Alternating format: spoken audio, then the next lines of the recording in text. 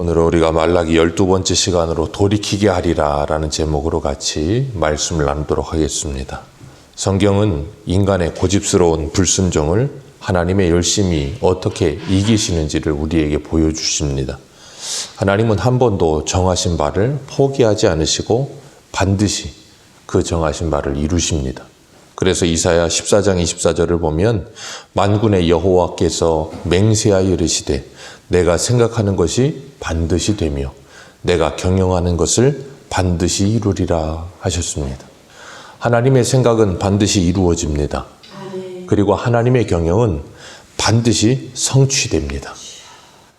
그래서 예레미야 33장 2절을 보면 이렇게 말씀하세요. 이를 행하시는 여호와, 그것을 만들며 성취하시는 여호와, 그 이름을 여호와라 하는 이가 이와 같이 이르시니라. 그렇게 말씀하세요. 이를 행하시는 여호와, 그리고 그것을 만들어서 성취하시는 여호와. 하나님은 하나님의 일을 하시기로 작정하셨으면 그것이 없으면 만들어서 성취하시는 하나님이십니다. 하나님은 창세전에 모든 것을 계획하셨고 그 모든 것을 이루시기 위해서 천지 만물을 다 창조하셨어요. 그리고 사람을 창조하셨습니다. 그래서 하나님이 계획하신 모든 일을 성취하시고야 마시는 하나님이세요. 그래서 우리는 그 하나님을 전능하시다 그렇게 부릅니다. 그 전능하신 하나님 앞에 사람이 무엇을 더하거나 덜할 수 없습니다. 그리고 사람이 그 전능하신 하나님의 계획을 막거나 방해할 수도 없습니다. 우리가 그것을 막을 수 있고 방해할 수 있다고 착각할 뿐이에요. 그래서 하나님이 시편 2편에 뭐라 그러세요?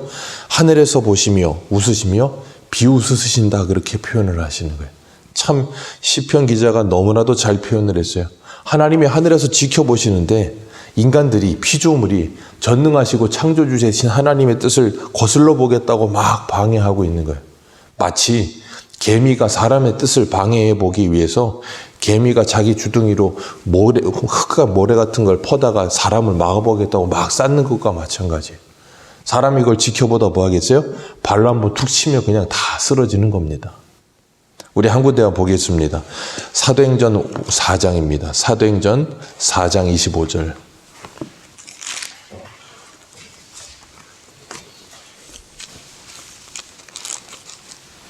사도행전 4장 25절입니다.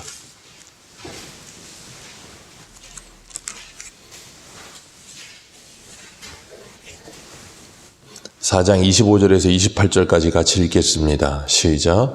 또 주의 종 우리 조상 다윗의 입을 통하여 성령으로 말씀하시기를 어찌하여 열방이 분노하며 족속들이 허사를 경영하는고 세상의 군왕들이 나서며 관리들이 함께 모여 주와 그의 그리스도를 대적하도다 하시니로소이다.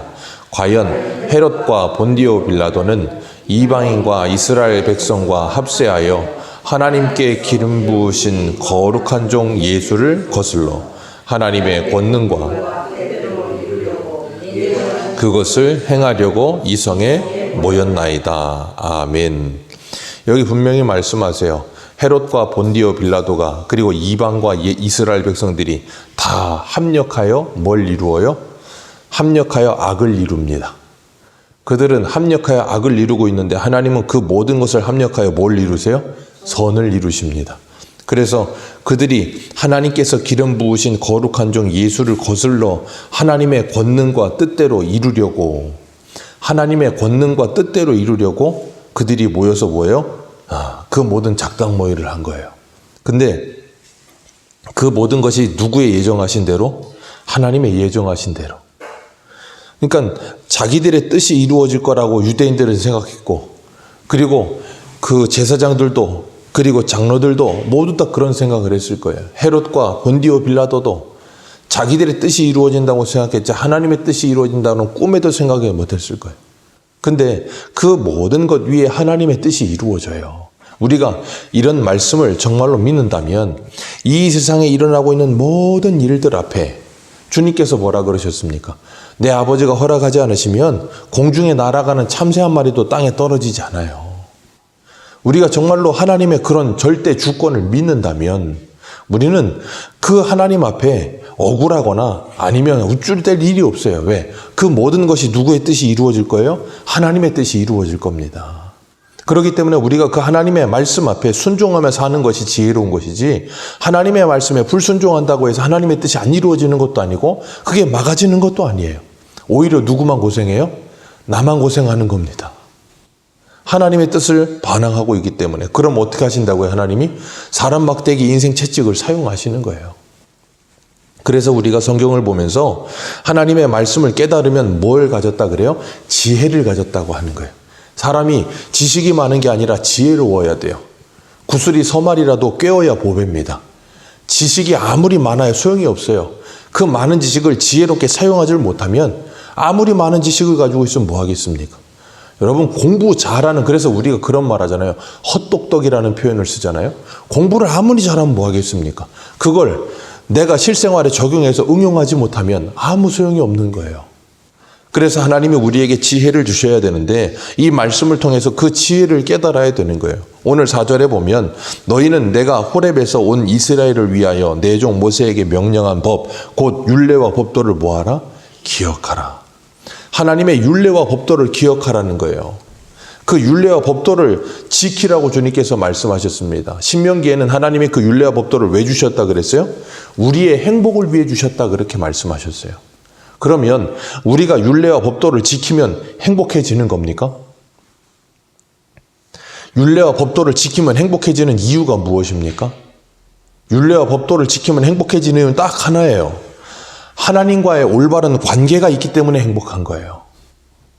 율례와 법도만을 지킨다고 행복해지는 게 아니라 그걸 지키는 이유가 뭔가에 따라서 행복해지고 안 행복해지는 거예요. 그러니까 하나님이 율례와 법도를 통해 어떻게 하나님을 예배하고 어떻게 하나님께 나아오고 어떻게 하나님과 함께 살 수 있고 하나님의 백성으로서 그렇게 살아가면서 어떻게 하나님의 은혜를 누리며 사는가를 가르치면서 하나님 임마누엘의 하나님과 함께 살아가며 진짜 행복을 누리는 게 뭔지를 차근차근히 설명해 주신 거예요. 그래서 하나님께서 입이 닳도록 말씀하셨고 그리고 두 돌판을 직접 손으로 써주시면서 신명기에 하나님께서 가나안 땅에 들어가는 이스라엘 백성들에게 너희는 나를 잊지 말고 기억하라는 말을 무수히도 많이 반복하신 거예요. 왜? 가나안 땅 들어가면 눈이 휘둥그레져서 광야에서 그냥 모래바닥만 보고 있다가 가나안 땅 들어가 보면 그냥 문명이 발달하고 휘황찬란한 게 많으니까 분명히 그 눈이 돌아가고 미혹을 당할 걸 아니까 그러지 말고 정신 차리고 기억하라는 거예요. 그래서 호세아 보면 호세아 4장 6절에 이렇게 말씀하세요. 내 백성이 지식이 없으므로 망하는도다. 내가 지식을 버렸으니 나도 너를 버려서 내 제사장이 되지 못하게 할 것이요. 내가 내 하나님의 율법을 잊었으니 나도 내 자녀를 잊어버리리라. 하나님의 말씀을 기억하지 못하고 잊어버렸으니 나도 너를 잃어버리겠다라고 말씀하시는 거예요. 그렇기 때문에 하나님께서 호세아에게 호세아 6장 1절에 이렇게 말씀하세요. 오라 우리가 여호와께로 돌아가자. 여호와께서 우리를 찢으셨으나 도로 낫게 하실 것이요 우리를 찢으셨으나 싸매 주실 것이라. 우리가 여호와를 알자. 힘써 여호와를 알자. 나는 인애를 원하고 제사를 원하지 않으며 나는 번제보다 하나님 아는 것을 원하느니라. 그 하나님을 알아가는 것, 그래서 하나님을 말씀을 율례와 법도를 기억하는 것, 그래서 하나님이 우리에게 진짜 요구하는 것이 무엇인지를 아는 것, 그것이 뭐예요? 그것이 복이에요. 그리고 그것을 누리는 걸 행복이라고 하는 거예요. 그래서 오늘 말라기 4장 4절에 하나님께서 기억하라 그렇게 말씀하시면서 하나님께 돌아오라고 말씀하시는 게 하나님이 말라기에서 1장에서부터 계속 반복하는 게 뭐였어요? 내게로 돌아와라. 내게로 돌아오면 어떻게 되는데요? 아모스 5장에서 너희들이 살을 것이다. 너희들이 살아날 것이라는 거예요. 그런데 그들은 끝까지 하나님께 돌이키지 않아요. 그리고 6절에 보면 어떻게 돼요? 6절 하반절에 내가 와서 저주로 그 땅을 칠까 하노라 그러셨어요. 내가 와서 저주로 그 땅을 칠까 하노라. 왜? 돌아오지 않으면 너희들을 칠 것이다. 근데 그들이 돌아오지 않다가 하나님 어떻게 하세요? 그들이 정말로 치시죠. 그래서 그들이 이 말라기 전에 바벨론에 어떻게 됐어요? 나라가 무너지고 바벨론에 포로로 끌려갔었잖아요. 하나님께 돌아오지 않아서. 우리가 예레미야 하면서 보았잖아요. 그리고 지금 그들이 포로에서 돌아와서 지금 성전 스룹바벨 성전 짓고 살고 있는데도 하나님 그들이 뭐하고 있다고 말씀하세요? 돌아오지 않고 있다고 말씀하세요. 그래서 어떻게 하세요? 또 그것을 치시는 거예요. 스룹바벨 성전을. 스룹바벨 성전을 치니까 어떻게 됩니까? 무너져 버리는 거예요. 그리고 이 말라기와 마태복음 사이에 신구약 중간기 400년 동안을 암흑기라 그래서 하나님이 침묵하십니다. 그렇게 있다가 주님께서 찾아오시는 거예요. 그러면서 하나님의 말씀을 세례 요한도 그렇고 전하는데 그들이 그 말을 들으면서도 뭐예요? 돌이키지 않아요. 오히려 그 말을 전하는 세례 요한을 죽이고 예수님을 죽입니다. 결국은 어떻게 됩니까? 하나님께서 AD 70년에 로마 티토스 장군을 보내서 그 이스라엘 백성들을 어떻게 하세요? 진멸하세요. 그래서 그 티토스 장군이 쳐들어와서 공격할 때 하루에 예루살렘에서 3,600명이 죽습니다. 단 하루에. 오늘날 3,600명이 뭐 폭탄 터져서 뭐 어떻게 죽고 그럴 수 있어도 그 당시에는 그런 거 없어요. 총칼로 칼과 화살이나 그런 걸로 죽어요. 근데 3,600명이 죽는다는 건 엄청난 학살이거든요. 그리고 그들이 그 마지막 요새였던 마사다까지 끝까지 대항하면서 그 공성전하라고 그 성 안에 마지막 성전에 들어가서 싸우다가 요새에 들어가서 싸우다가 결국에는 그들이 뭐 하냐면 집단 자살을 합니다. 우리가 저 이방인들에게 죽을 수 없다. 그리고 자기들이 그냥 자살해 죽어버려요. 그리고 돌 위에 돌 하나도 남지 않고 예루살렘이 완전히 무너져 버려요. 그리고 흩어져 버려서 어떻게 돼요? 디아스포라가 돼버리죠. 1940년대까지. 하나님께서 완전히 진멸을 시켜버리시는 거예요.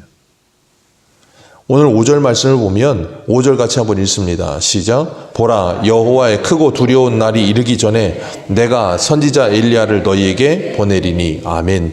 주님께서 크고 두려운 날이 이르기 전에 누구를 보낸다고요? 선지자 엘리야를 보낼 것이다. 그 선지자 엘리야가 누구예요? 세례 요한이죠. 예수님께서 직접 말씀하셨어요. 우리 한 군데 봅니다. 마태복음 11장입니다. 바로 뒤에 마태복음 11장 10절.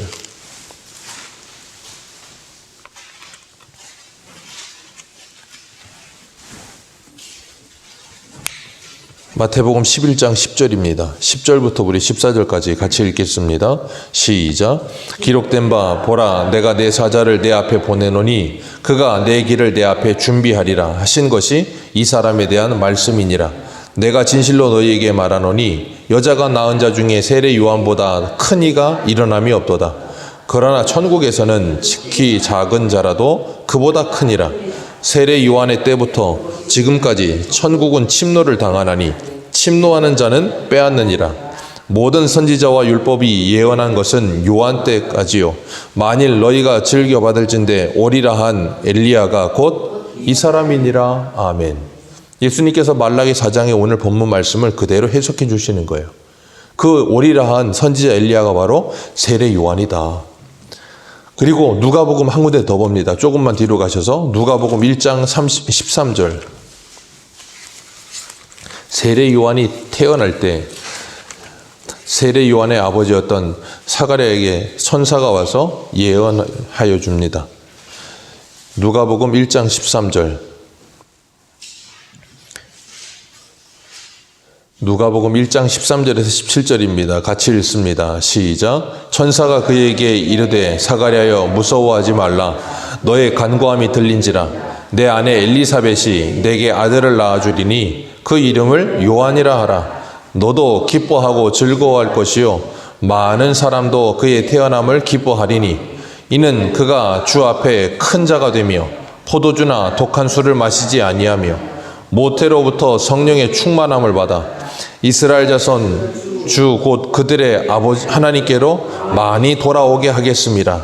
그가 엘리야의 심정을 능력으로 주 앞에서 먼저 와서 아버지의 마음을 자식에게로 거스르는 자의 의인의 슬기에 돌아오게 하고 주를 위하여 세운 백성을 준비하리라. 아멘. 그 엘리야의 심정과 능력을 가진 그 세례 요한이 먼저 와서 아버지의 마음을 자식에게 거스르는 자의 의의 슬기에 들어오게 할 것이다. 그게 오늘 본문의 말씀 그대로예요. 이 말씀대로 세례 요한이 와서 한 일이 뭐예요? 회개하라, 천국이 가까웠느니라. 그 메시지 전한 겁니다. 회개하라, 천국이 가까웠느니라. 그리고 뭐 했어요? 예수님의 오실 길을 예비했죠. 광야에서 예수님의 오실 길을 예배하면서 하나님의 말씀을 전하는 거예요. 세례 요한이 그래서 우리 누가복음 1장 찾으신 김에 누가복음 3장 봐보세요. 누가복음 3장. 누가복음 3장. 1절, 2절입니다. 같이 읽습니다. 시작. 디베르 황제가 통치한 지 15째 해 곧 본디오 빌라도가 유대의 총독으로 헤롯이 갈릴리 분봉왕으로 그 동생 빌립이 이두레와 드라고니 지방의 분봉왕으로 루사니아가 아빌레네의 분봉왕으로 안나스가 가야바가 대제사장으로 있을 때에 하나님의 말씀이 빈들에서 사가랴의 아들 요한에게 임한지라. 하나님께서 1절과 2절을 극명하게 비교하시죠. 모든 왕과 분봉왕 그리고 총독들을 다 열거하시고서는 하나님의 말씀은 빈들의 세례 요한에게 임합니다. 그리고 세례 요한이 3절에서 뭐예요? 죄사함을 받게 하는 회개의 세례를 전파합니다. 회개하라 천국이 가까웠느니라. 그리고 회개에 합당한 그리고 세례를 베풀어요. 그랬더니 이 바리새인과 사두개인들이 몰려옵니다. 그랬더니 그들을 향해서 7절에 뭐라 그래요? 독사의 자식들아, 누가 너희를 위하여 장차 진노를 피하라 하더냐. 그러면서 책망하면서 회개에 합당한 열매를 맺고 스스로 내가 아브라함의 자손이라고 말하지 마라. 왜요? 하나님은 이 돌들로도 아브라함의 자손 만들 수 있다. 그렇게 무섭게 책망했어요. 도끼가 나무 뿌리에 놓였으니 좋은 열매 맺지 않으면 다 찍어 불에 던져버리신다. 그렇게 무섭게 경고했습니다. 그랬더니 그 말을 들은 사람들이 이렇게 반응합니다. 10절 누가복음 13장 10절입니다. 시작. 무리가 물어 이르되 그러면 우리가 무엇을 하리이까? 대답하여 이르되 옷 2벌이 있는 자는 옷 없는 자에게 나누어 줄 것이요 먹을 것이 있는 자도 그렇게 할 것이니라 하고 세리들도 세례를 받고자 하여 와서 이르되 선생이여 우리는 무엇을 하리이까 하매 이르되 불가된 것 외에는 거두지 말라 하고 군인들도 물어 이르되 우리는 무엇을 하리이까 하매 이르되 사람에게서 강탈하지 말며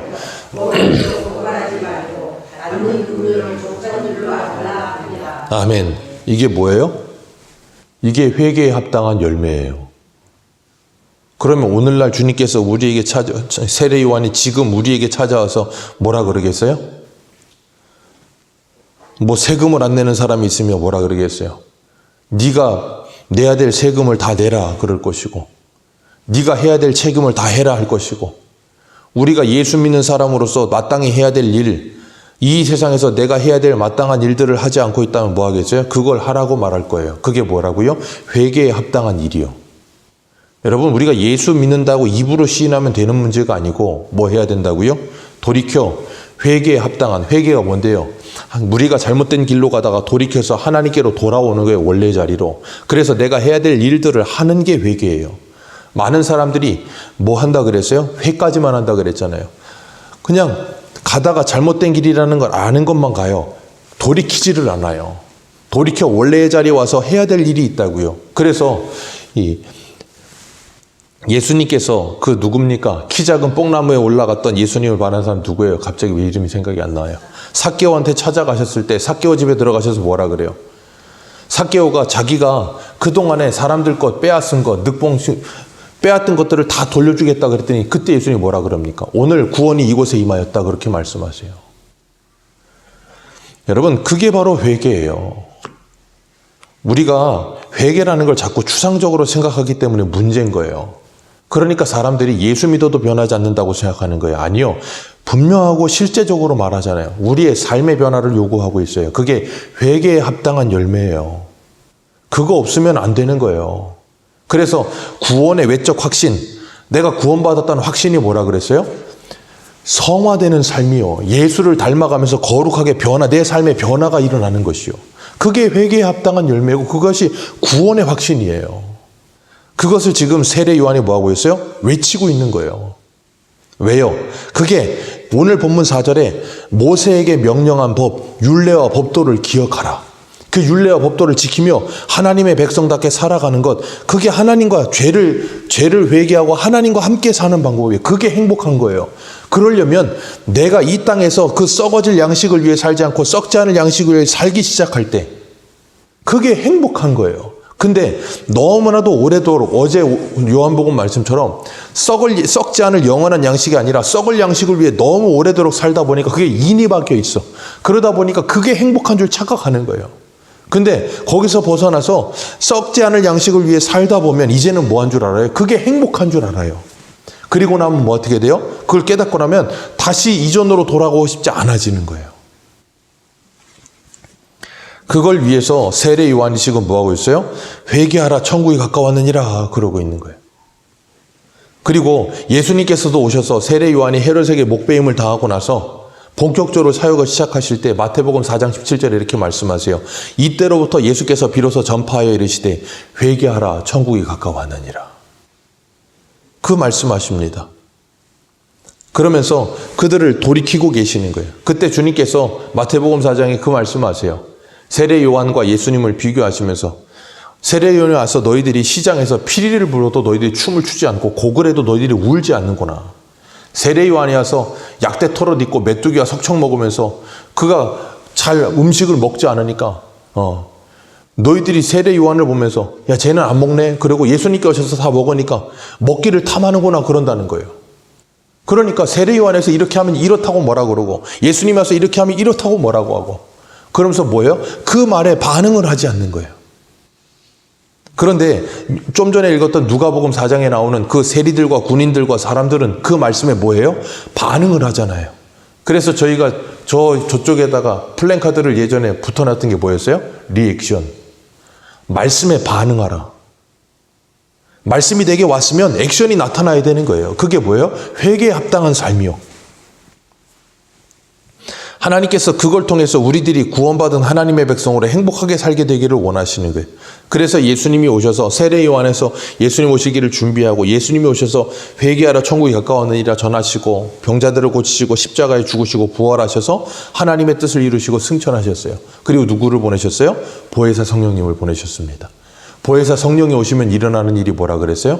예수님이 모든 말씀을 가르치시고 생각나게 하시며 죄에 대하여 의에 대하여 심판에 대하여 가르치시고 우리를 모든 진리 가운데로 인도하십니다. 그래서 마지막으로 한 군데 보겠습니다. 예레미야 31장 보세요. 예레미야 31장 31절.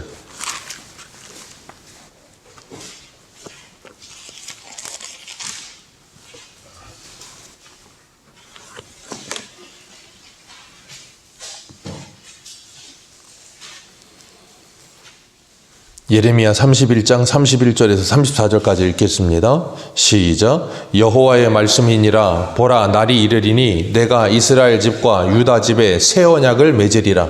이 언약은 내가 그들의 조상들의 손을 잡고 애굽 땅에서 인도하여 내던 날에 맺은 것과 같지 아니할 것은 내가 그들의 남편이 되었어도 그들이 내 언약을 깨뜨렸음이라. 여호와의 말씀이니라. 그러나 그날 이후에 내가 이스라엘 집과 맺을 언약은 이러하니 곧 내가 나의 법을 그들의 속에 두며 그들의 마음에 기록하여 나는 그들의 하나님이 되고 그들은 내 백성이 될 것이라. 여호와의 말씀이니라. 그들이 다시는 각기 이웃과 형제를 가르쳐 이르기를 너는 여호와를 알라 하지 아니하리니 이는 작은 자로부터 큰 자까지 다 나를 알기 때문이라. 내가 그들의 악행을 사하고 다시는 그 죄를 기억하지 아니하리라. 여호와의 말씀이니라. 아멘. 이게 뭐라고요? 새 언약이요. 옛 언약은 모세가 애굽에서 나와서 시내산에서 주님께서 직접 말씀을 주셨고 그 옆에 남편처럼 계셨는데도 그들이 뭐 했어요? 그 언약을 깨뜨려 버렸다고요. 그 율례와 법도를 기억하지 않고 가나안에 들어가서 온갖 죄를 저질렀잖아요. 그래서 하나님이 새 언약을 주는데 이제는 그 새 언약은 뭐예요? 아예 깨뜨리지 못하게 하나님께서 그 말씀을 그들의 마음판에 그냥 그 속에 들어가시는 거예요. 주님께서 그들의 속에다가 그 말씀을 기록해 놓을 것이다. 그게 어떻게 일어나요? 예수 그리스도께서 십자가에서 완성하시고 보혜사 성령이 오셔서 우리 안에 내주하시면서 말씀을 아예 기록해 놓으신 거예요. 그렇기 때문에 다시는 여호와를 알라 하지 아니하리라. 호세아 때 어땠는데요? 이 백성이 지식이 없으므로 하나님의 말씀을 버림으로 망했는데 여호와를 알자 힘써 여호와를 알자 아무리 말해도 안 듣는데 어떻게 돼요? 성령이 오시면 그 여호와를 알게 되는 거예요. 어린아이부터 어른까지 그 여호와를 알게 됩니다. 하나님의 말씀을 깨닫게 됩니다. 누가 오시면? 성령이 오시면. 사람은 이거 불가능해요. 사람은 아무리 해도 안 됩니다. 요한복음 5장에도 유대인들이 뭐 했습니까? 성경에서 영생이 있는 줄 알고 열심히 연구합니다. 그냥 읽는 거 아니에요. 연구를 열심히 합니다. 그런데 예수가 그 영생을 주시는 예수가 오셨는데도 알아봐요? 못 알아봐요? 죽어도 못 알아봅니다. 그래서 어제 우리가 요한복음 6장에 뭐라 그러셨어요? 아버지께서 내게 주신 자들 아니면 절대 누구도 내게 올 사람이 없다. 너희들은 생명의 떡이 내가 왔는데도, 나를 봤는데도 불구하고 뭘 달라 그래요? 당신을 보고 믿을 수 있는 그 표적을 보여달라 그러잖아요. 표적을 다 보여줬는데도 불구하고 믿지를 못해요. 불가능해요. 성령이 오시지 않으면 절대 예수 못 믿습니다. 우리가 예수 믿는 걸 자꾸 착각해서 교회 오면 예수 믿는다고 착각해요. 아니요. 방금 전에서부터 계속 말씀드렸던 회개에 합당한 열매와 함께 삶의 변화와 함께 예수를 믿고 정말 새 사람이 되지 않으면 불가능해요. 그건 성령으로만 가능합니다. 그렇기 때문에 구약에서 끊임없이 돌아와라 말씀하셨고 끊임없이 기억해라 말씀하셨고 아무리 말해도 안 돼요. 마치 아이들에게 부모들이 어려서부터 공부해라 귀에 딱지가 들도록 잔소리를 또 안 됩니다. 언제 합니까? 고4가 되면 해요. 고3 때까지 죽어도 안 하다가 고4가 돼서 친구들 다 대학 가고 나중에 공부 진짜 해야 된다는 걸 자기가 느껴야 그때 합니다. 그걸 우리는 뭐라 그래요? 철이 들었다 그러잖아요. 그럼 철이 들면 어떻게 돼? 사람이 변해요. 변한다고요. 그것처럼 예수를 믿는다는 건 성령을 받아 새 사람이 되면 하나님의 말씀이 내게 꿀송이처럼 다윗의 말처럼 꿀송이처럼 달아지는 거예요. 그럼 그 말씀을 사모하게 되고 그 말씀을 읽게 되고 이 말씀을 내 안에 암송하며 마음과 생각에 기록하고 살게 돼요. 그러면서 뭐예요? 거듭난 양심이 자꾸 나를 찔러서 이 잘못된 세상으로 가는 것을 자꾸 막아요. 누가? 성령께서. 어제 저녁에 그래서 말씀드렸잖아요. 하나님이 우리에게 담이 되신다고. 그 담이 되어 하나님 우리를 붙드실 때 붙잡히는 인생이 복받은 인생이라고 말씀드렸잖아요. 그렇게 자꾸 걸리는 거예요. 걸리고 넘어지고 막히고 그래서 잘못된 길로 가다가 올바른 길로 돌이키는 거예요. 그게 호세아잖아요. 그래서 고멜을 하나님께서 가시로 막고 담으로 막아서 뭐라 그래요? 잘못된 남자 찾아가다가 내가 이전 남편에게로 돌아가리라. 그때가 차라리 나았다. 그러면서 돌아오게 될 거라 그랬잖아요. 하나님이 그렇게 해서라도 뭐 하실 거라고요? 오늘 본문에 그들을 돌이켜내고야 말겠다. 하나님이 경영하시고 하나님이 생각하는 것을 반드시 이루십니다. 그걸 누구도 막을 수 없어요. 하나님의 열심은 반드시 그걸 이루어내시고야 말 거예요. 그래서 하나님이 뭐 하세요? 끊임없이 무수히도많이 하나님의 사람들을 보내서 하나님의 말씀을 전하고 계시고 성령께서 역사하셔서 그들이 하나님께 돌이켜지고 있는 일이 지금도 뭐 하고 있어요? 일어나고 있는 거예요. 그 모든 것이 누구의 일이라고요? 하나님의 일. 누가 하세요? 성령께서 하시는 거예요. 누구를 통해서? 성령을 받은 하나님의 사람들을 통해서. 그게 누군데요? 내가 누구를 보내리라? 엘리야를 보내리라. 누가복음에 스가랴에게 뭐라 그랬어요? 엘리야의 심정을 가진 자. 그게 누구예요? 성령을 받은 저와 여러분. 우리가 그 엘리야의 심정을 가진 자가 되어서 땅끝까지 이르러 뭐예요? 예수 그리스도를 전하는 삶을 사는 거예요. 그래서 내 가정에 끊임없이 예수를 전하고 내가 만나는 모든 사람들에게 예수를 전하며 그들이 하나님께 돌이켜지기를 간절히 사모하는 거예요. 그리고 예수를 믿는다고 하면서 하나님께 돌이키지 못하고 세상을 향해 달려가는 그들을 향해 뭐예요? 기도하는 거예요. 그럼 그들이 뭐 한다고요? 돌이켜 돌아오게 될 거라는 거예요. 그게 누구의 열심이라고요? 하나님의 열심이요. 그 하나님의 열심이 어디에 임해요? 우리 안에. 그래서 고린도후서 11장에 사도 바울이 뭐라 그럽니까? 내가 하나님의 열심으로 너희들을 하나님 그리스도께 중매한다 그렇게 표현하잖아요. 그러니까 하나님의 말씀이 임하여 엘리야의 심정을 가지게 되면 내 안에 무엇이 일어나요? 열심과 열정이 일어나는 거예요. 그걸 패션이라고 하는 거예요. 그게 누가 주시는 거예요? 성령이 우리 안에 주시는 거예요. 그래서 빌립보서 2장 12절에 너희 안에 행하시는 이는 하나님이시니 그 하나님의 기쁘신 뜻을 우리에게 소원으로 두고 행하게 하시느니라. 그래서 성령을 받고 하나님의 은혜를 받아 성령에 충만해진 성도는 뭐가 생겨요? 열정과 열심이 생기는 거예요. 그 열정과 열심을 가지고 뭐예요? 하나님의 일을 하는 겁니다. 그게 하나님의 사람들의 모습이에요. 오늘도 우리가 주님께서 분명히 말씀하셨어요. 선지자 엘리야를 보내리라. 그리고 아버지의 마음을 자녀에게, 자녀의 마음을 아버지에게 돌이키게 만들겠다. 오늘도 그 엘리야의 심정을 가지고 하나님의 심정을 가지고 그 말씀을 기억하면서 여러분의 삶의 터전 속에서 주님의 일에 충성하는 저와 여러분들 되시기를 축복합니다. 기도하겠습니다.